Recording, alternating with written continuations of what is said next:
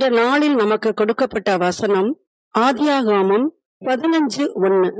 கர்த்தர் சொல்லுகிறார், நீ பயப்படாதே, நான் உனக்கு கேடகமும் மகாபிரிய பலனுமாயிருக்கிறேன் என்கிறார் என்று வசனம் சொல்லப்படுகிறது. ஆண்டவர் எப்போதெல்லாம் நம்ம கலங்கி போய் என்ன செய்வது என்ற தெரியாதபடி திகைத்திருக்கிற போது நம்மை தேற்றுகிற வார்த்தையாய் நீ பயப்படாதே என்கிறார். மட்டுமல்ல, நீ பயப்படாதே, நான் உனக்கு துணை நிற்கிறேன்.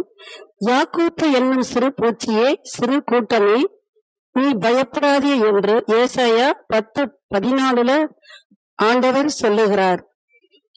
நான் உனக்கு தாவீது சொல்லுகிறார், அவர் எனக்கு கேடகமும் என் தலையை நிமிரச் செய்கிறவருமாய் இருக்கிறார் என்று தாவீது.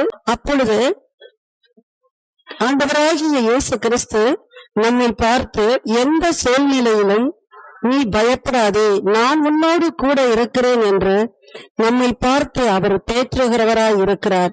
நம்ம வாழ்க்கையில வருகிற சூழ்நிலைகள் நம்மை பயப்படுத்தும். சில இக்கட்டுகள், சில நம்மளோட சூழ்நிலைகள், நம்ம பார்க்கிற விஷயங்கள் கூட நம்மளை பயப்படுத்தும். ஆண்டவர் நமக்கு இயேசு கிறிஸ்து நீ பயப்படாதே என்று பலமுறை வேதாகமத்தில் சொல்லி இருக்கிறார். அதனால் நாம் ஆண்டவருடைய நாமத்தை கொண்டு பயப்படாதபடிக்கு அவர் நாமத்தை நாம் பற்றி கொண்டு வாழ கற்றுக்கொள்வோம். ஜெபிப்போமா? இந்த நாளிலும் நாங்கள் இந்த வசனத்திற்காக நன்றி செலுத்துகிறேன். பயப்படாதபடிக்கு இருக்க சொன்ன தேவனுக்கு கோடான கோடி நன்றி.